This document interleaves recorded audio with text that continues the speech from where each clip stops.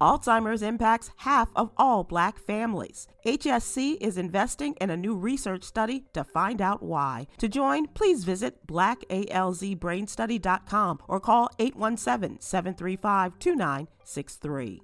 It's Sybil Wilkes with what you need to know. Today is Thursday, February 25th, 2021. Number 1. Stacey Abrams, the former and perhaps future Georgia gubernatorial candidate, is scheduled to testify today at a U.S. House hearing on federal electoral policy. Her testimony caps a busy week in which her organization, Fair Fight Action, has launched a multi-million-dollar ad campaign warning that legislation to restrict absentee balloting could harm Republicans as much as Democrats. Georgia Republicans have approved a measure requiring more identification for absentee voting. Number 2.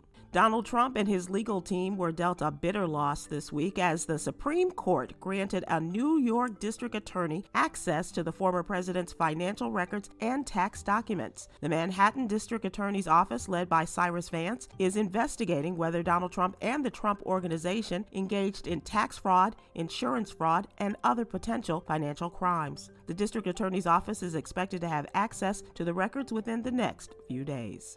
Number 3. Recent data shows that almost 1 year into the coronavirus pandemic, students continue to suffer from learning loss. According to an analysis by McKinsey & Company, if school closures continue this year, Black students would earn over $2,000 a year less. To make up for lost learning once the pandemic ends, the report suggests targeted instruction and tutoring for small groups of students over the next year.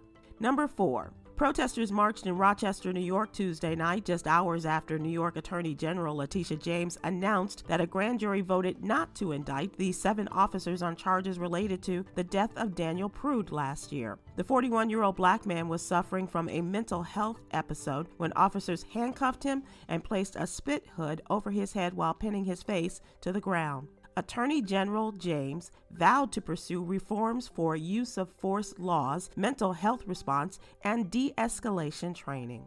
Number 5. Former NFL quarterback Colin Kaepernick is taking his talents to the public market alongside the NBA's Phoenix Suns part owner with a social justice special purpose and acquisition company, or SPAC.